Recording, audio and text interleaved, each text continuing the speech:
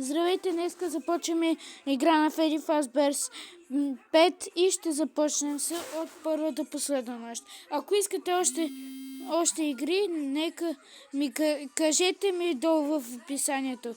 Ако още не сте се абонирали за канала ми, направете го още сега с камбанката и натиснете бутона, за да получавате много видеа още. И ако искате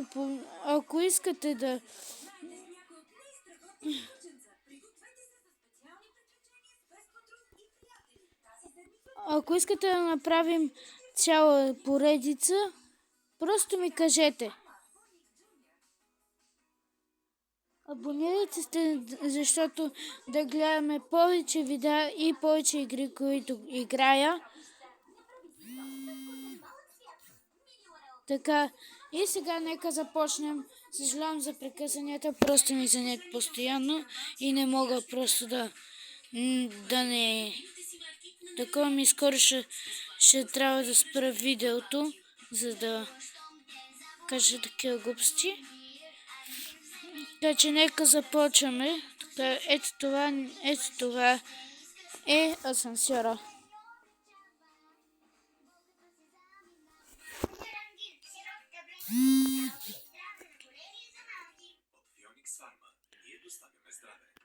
Цветните и тъмните ти дрехи избледняват и се износват с времето. Няма нужда винаги да купуваш нови. По-добре се погрижи за тези, които имаш. След Пауренио. Здрасти, тате!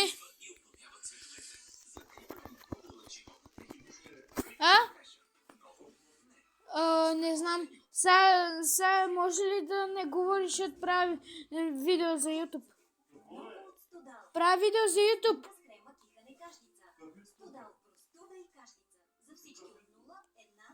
YouTube.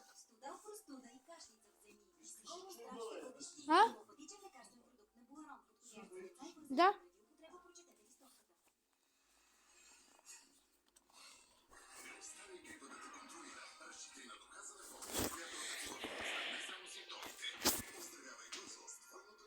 Виоксанфорте е лекарствен продукт без лекарско предписание. Преди употреба прочетете листовката. При грипи настинка Тайлон-Хот. Тайлон-Хот, за да се почувствате бързо по-добре. Лекарствен продукт за парацетамол за възрастни деца над 12 години. Преди употреба прочетете листовката. За пушен нос Назик бързо облегчава и отпушва, а за наранената носна ликавица е нашият специален плюс за заздравяващото действие на Декспантенол. Назик отпушва носа плюс заздравява носната ликавица. Лекарствени продукти без лекарско предписание. Назик за възрастни деца на 6 години. Нека преминаваме към другия.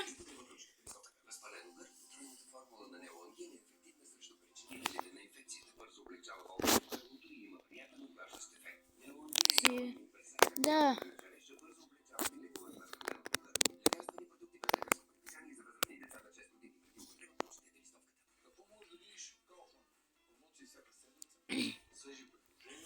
Не съм играл въобще тази игра, само просто няколко видеа съм изгледал на нея и въобще не съм друго правил, така че не знам какво се прави.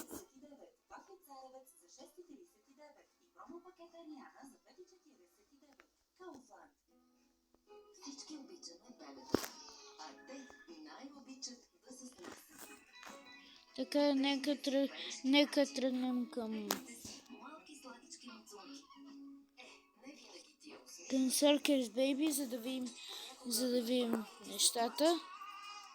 И даже да не виждаш изход. Има кой да застане до теб. Нищо, че няма много опит. Но пък ти изпълва сърцето и панята. Да, става изхвърлено. Какво? Не можеш ли? Не можеш. Утре няма ти дам пари. Добре. Какво добре? Кой има добро? Споделяме щастието и суматохата. Епични дни в Fashion Days. Да, Епик е тук с стотици модни находки за зимата, като палта, яките, обувки и всичко, от което имаш нужда. Време е за епични оферти. Fashion Days. Влюбих се в Пепко и хит цените от спортната колекция Бекин. Панталони или клинове за цялото семейство. За деца и тийнейджери от 8 лева, а за възрастни само 18 лева. Вече в магазините. Пепко, усети качеството. Влюби се в цената. Децата растат много бързо, а ти се грижиш за тях всеки ден. Избери за тях Даномино с калци и витамин Д. Даномино – малки кофички, големи помощници. Препоръчва се от Българската педиатрична асоциация. Днеска дъжд и не преглъщам, заради гърлото се мръщя, ала мама не гадае, орофагизалки знае, свуш чудесена малина, лесно гърлата ми мина. Орофагит без захар за здраво детско гърло.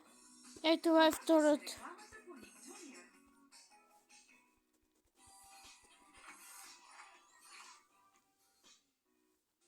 Като гледат мечето Многознайко, децата развиват своето търпение, учат се да овладяват сложни емоции и оценяват различните култури. Много знае кой костен ночо, това са градчите те. Иде да караоке веселба, всичко е винаги ярко. Смечо, мечо, мечота, мечено познайко.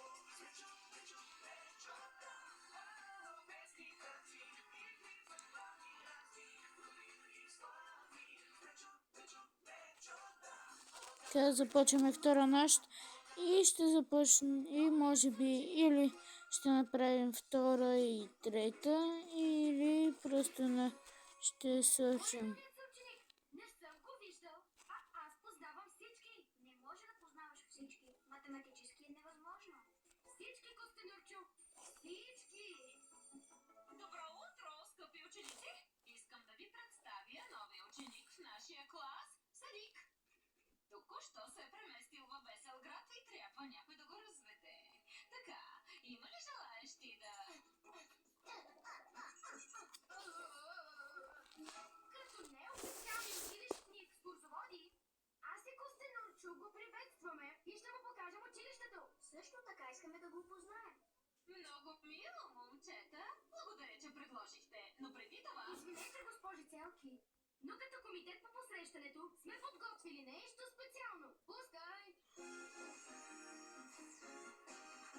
За ученик имаме ново готине, нали? И нека кажем всички днес. Избери някой пук, се приятелико. И нека кажем всички днес. Ще учиш тук много неща. Ще имаш и време за игра, защото е хубавото и ти казваме сега. Добре дошъл сред нас ти. Кога успяхте да измислите това?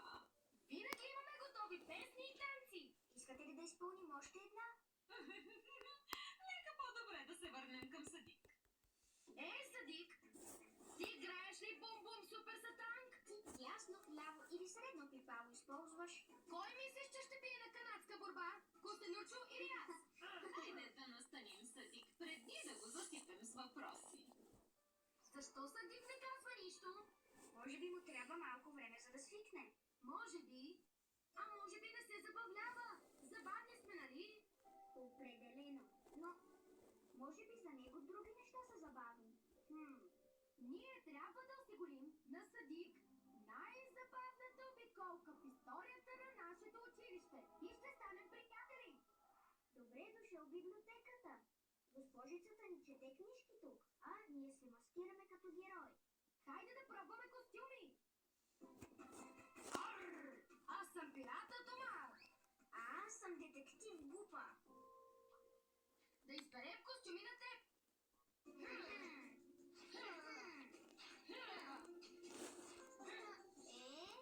Какво мислиш?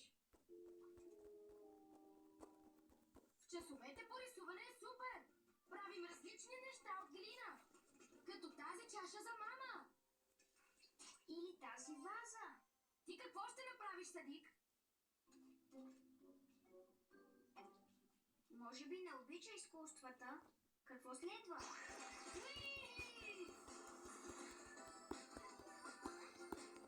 Може да ти хареса повече на площадката, ако се качиш горе да си поиграем. Може да не си пада по детските площадки. Кажи къде сгрешихме. Опитахме всичко, за да го забавляваме. Мисля, че се престараваме. Може би трябва да го оставим да си намери нови приятели. Това е! Приятели! Трябва да разбере, че сме му приятели, за да ни се довари. Май дойде моментът да задам въпроса си. И така завършва днешният урок. Някой има ли някакви въпроси? Аз имам... Съдик, знам, че с теб не се познаваме отдавна, но има нещо, което искам да ти кажа. Съдик, приятел ти с нас пъти. Далечно, приятели ще бъдем след. Ще се катерим, да, ще се губим дори, но приятел с нас пъти.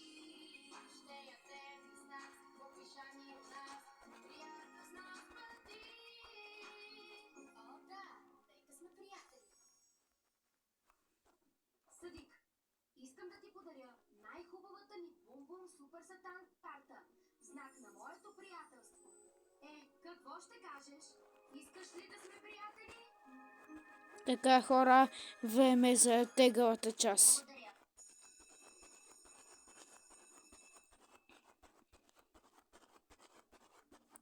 Да не може, не трябва да отворя. Едно ми каза не. Да не би да бях зле. Не разбирам. Направихме всичко съдик да се забавлява, а май не иска да бъде приятел с нас. Аз ли обърках нещо? Не мисля. Постарахме се. Мечо, Костенурчо, много благодаря, че разведохте съдик днес. Ами, не бяхме добър комитет по посрещането. Съдик не си изкара добре с нас. Какво? Родителите му го взеха и той не спираше да им разказва колко добре се е изкарал и колко топло сте го посрещнали. Какво? Но на нас той не каза нищо. Не всички изразяват радостта си по един и същ начин. Това не значи, че не се е зарадвал. Това има много логика. Всички изразяват себе си по различен начин. Значи, сме приятели? Ми умряхме. Но, дано да си играем с съдики утре. Хора, до утре. Утре ще направя същия епизод, само че ще минем тази втора и трета, може би и четвърта. Така че чао и до утре.